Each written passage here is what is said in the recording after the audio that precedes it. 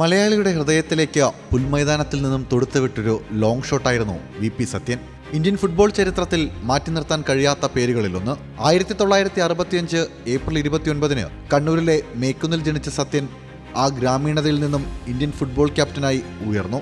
1980കളുടെ അവസാനത്തിലാണ് Indian ഫുട്ബോളിന്റെ ശക്തികേന്ദ്രമായ മോഹൻ ബഗാനിലേക്ക് സത്യൻ എത്തുന്നത്.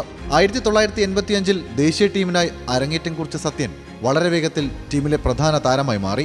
മിഡ്ഫീൽഡറുടെയോ ഡിഫൻഡറുടെയോ സ്ഥാനം ഒരുപോലെ കൈകാര്യം ചെയ്യാനുള്ള കഴിവ് സത്യനുണ്ടായിരുന്നു. 41 വയസ്സിൽ 2006 ജൂലൈ 18 ചെന്നൈ പല്ലാവരം റെയിൽവേ സ്റ്റേഷനടുത്ത് വെച്ച് തീവണ്ടി തട്ടി സത്യൻ മരിക്കുമ്പോൾ ഗോളിയില്ലാത്തൊരു ഗോൾ പോസ്റ്റിലെ ശൂന്യത ഇന്ത്യൻ ഫുട്ബോൾ ലോകവും കണ്ടറിഞ്ഞു.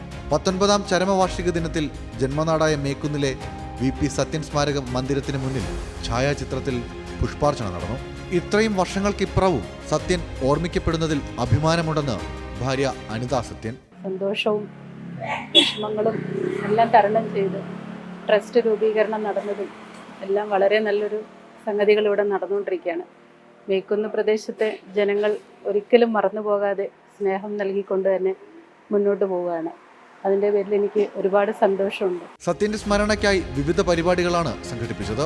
ജൂലൈ 20 വൈകിട്ട് 13 വയസ്സിന് താഴെയുള്ളവർക്കായി സെവൻസ് ഫുട്ബോൾ ടൂർണമെന്റും മേക്കുന്നിൽ സംഘടിപ്പിക്കുന്നുണ്ട്.